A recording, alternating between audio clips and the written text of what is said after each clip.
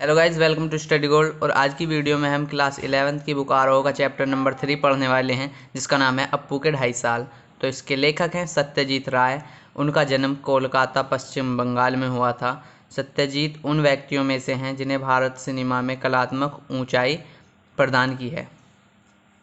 उनके द्वारा निर्देशित पहली फिल्म थी पथेर पांचाली, जो बंगाली भाषा में प्रदर्शित हुई थी 1955 में। इस पार्ट में हम इसी फिल्म के बारे में डिस्कस करने वाले हैं कि इस फिल्म की शूटिंग के वक्त क्या क्या परेशानी हुई और किस किस परेशानियों का उन्हें सामना करना पड़ा। तो कहानी की शुरुआत होती है सत्यजीत से, जो कि विज्ञापन की कंपनी में काम करते हैं। वे फिल्म की शूटिंग भी करते थे। विज्ञापन से जो उन्होंने पैसा कमाया था वो उन्होंने अपनी फिल्म में लगा दिया। फिल्म बनाने में काफ़ी समय लग गया, इसलिए उनके जो कलाकार काम करने वाले थे वो उन्हें छोड़कर चले गए। अब फिल्म की शूटिंग बंद हो गई थी, लेकिन एक बार फिर उनके मन में विचार आया उस फिल्म पर काम करने के लिए, तो उन्होंने कलाकारों को इकट्ठा किया। लेकिन अप्पू और दुर्गा की भूमिका निभाने वाले जो बच्चे थे वो उन्हें नहीं मिले, इसलिए उन्हें यहाँ पर मुसीबत हो गई बहुत बड़ी। 6 साल ढूंढने के बाद भी उन्हें कोई ऐसा बच्चा नहीं मिला। उन्होंने अखबार में खबर भी छपवा दी, कई बच्चे आए भी, लेकिन वो सिलेक्ट नहीं हो पाए, क्योंकि उस जैसा उन्हें बच्चा मिला ही नहीं जो उस शूटिंग को पूरा कर सके। और हद तो जब हो गई जब एक व्यक्ति ने अपनी लड़की को बाल कटवा के लड़का बनाकर शूटिंग के लिए लाए। लेखक ने उसके गर्दन पर पाउडर और बाल लगा हुआ देखकर उसे पहचान लिया। फिर लड़की के पिता ने भी सच सच बता दिया। एक दिन सत्यजीत राय अपनी छत पर खड़े थे, फिर पीछे से उनकी बीवी आई और बोली, बगल वाली छत पे जो लड़का खड़ा है जिसका नाम सुबीर बनर्जी है, वो आपकी फिल्म में काम करने के योग्य है।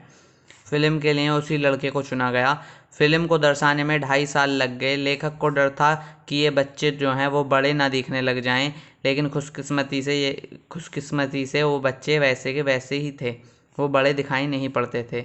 शूटिंग शुरुआत हुई कलकत्ता से 70 मील दूर पालसिट नाम के एक गांव में, जहां रेल लाइन के पास एक मैदान में शूटिंग चालू हुई, जहां वो मैदान फूलों से भरा हुआ था।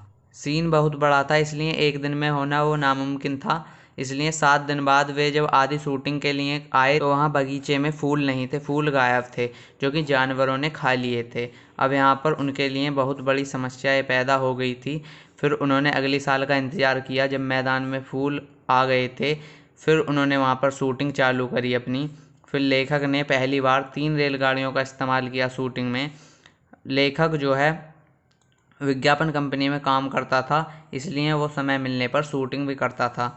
उसके पास पैसे नहीं थे, इसलिए उसे बहुत सी परेशानियों का सामना करना पड़ रहा था।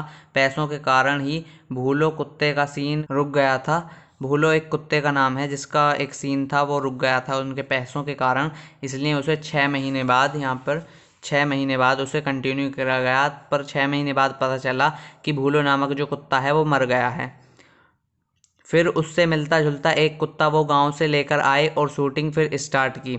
और हद तो जब हो गई जब श्रीनिवास की भूमिका निभाने वाला व्यक्ति जो था उसकी मृत्यु हो गई। लेखक को पर खुशकिस्मती से उसके चेहरे से मिलता जुलता एक चेहरा मिल गया और वो उसे शूटिंग के लिए ले आए। पैसों के कारण बारिश का सीन करने में उन्हें बहुत ज़्यादा परेशानी हुई, और बारिश के कारण उनकी शूटिंग जो थी कुछ दिन के लिए बंद हो गई थी। फिर उसे अक्टूबर में स्टार्ट किया गया जब बारिश ख़त्म होने लगती है। गांव में शूटिंग के समय अनेक लोगों से लेखक की मुलाकात हुई। जिस घर में शूटिंग चल रही थी उसका मालिक कलकत्ता में रहता था। घर में एक ऐसा भी कमरा था जहाँ पर साउंड रिकॉर्डिंग होती थी, और साउंड रिकॉर्डिंग जो करता था उसका नाम था भूपेन बाबू।